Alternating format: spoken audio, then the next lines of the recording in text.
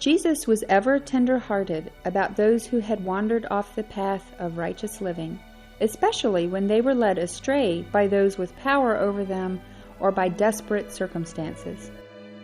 In the following story, Jesus and his disciples went to Jerusalem at the time of the Feast of Tabernacles. They were staying in Bethany, from where Jesus made several trips to Jerusalem to teach in the temple. During these appearances in the temple, the scribes and Pharisees attempted to trick Jesus into making some statement they could use to convict him of blasphemy if he were brought to trial. The following story from paper 162 of the Urantia book relates one of the efforts to trap and discredit Jesus. This story is also told in the Bible in John 8, 3-11. It was during this visit to Jerusalem that Jesus dealt with a certain woman of evil repute who was brought into his presence by her accusers and his enemies. The distorted record you have of this episode would suggest that this woman had been brought before Jesus by the scribes and Pharisees, and that Jesus so dealt with them as to indicate that these religious leaders of the Jews might themselves have been guilty of immorality. Jesus well knew that while these scribes and Pharisees were spiritually blind and intellectually prejudiced by their loyalty to tradition, they were to be numbered among the most thoroughly moral men of that day and generation. What really happened was this. Early the third morning of the feast, as Jesus approached the temple, he was met by a group of the hired agents of the Sanhedrin who were dragging a woman along with them. As they came near, the spokesman said, "Master, this woman was taken in adultery in the very act. Now the law of Moses commands that we should stone such a woman. What do you say should be done with her?"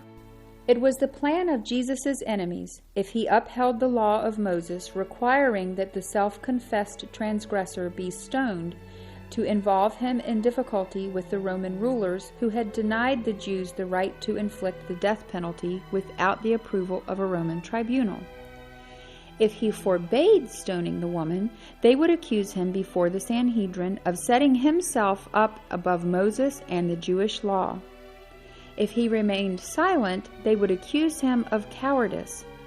But the master so managed the situation that the whole plot fell to pieces of its own sordid weight. This woman, once comely, was the wife of an inferior citizen of Nazareth, a man who had been a troublemaker for Jesus throughout his youthful days.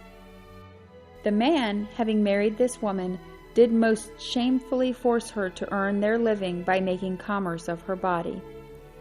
He had come up to the feast at Jerusalem that his wife might thus prostitute her physical charms for financial gain. He had entered into a bargain with the hirelings of the Jewish rulers, thus to betray his own wife in her commercialized vice. And so they came with the woman and her companion in transgression for the purpose of ensnaring Jesus into making some statement which could be used against him in case of his arrest. Jesus, looking over the crowd, saw her husband standing behind the others. He knew what sort of man he was, and perceived that he was a party to the despicable transaction. Jesus first walked around to near where this degenerate husband stood, and wrote upon the sand a few words which caused him to depart in haste. Then he came back before the woman and wrote again upon the ground for the benefit of her would-be accusers. And when they read his words, they too went away, one by one. And when the master had written in the sand the third time, the woman's companion in evil took his departure, so that, when the master raised himself up from this writing, he beheld the woman standing alone before him. Jesus said, "Woman, where are your accusers? Did no man remain to stone you?" And the woman, lifting up her eyes, answered, "No man, Lord." And then said Jesus, "I know about you. Neither do I condemn you. Go your way in peace." And this woman, Hildanah, forsook her wicked husband and joined herself to the disciples of the kingdom. Unquote.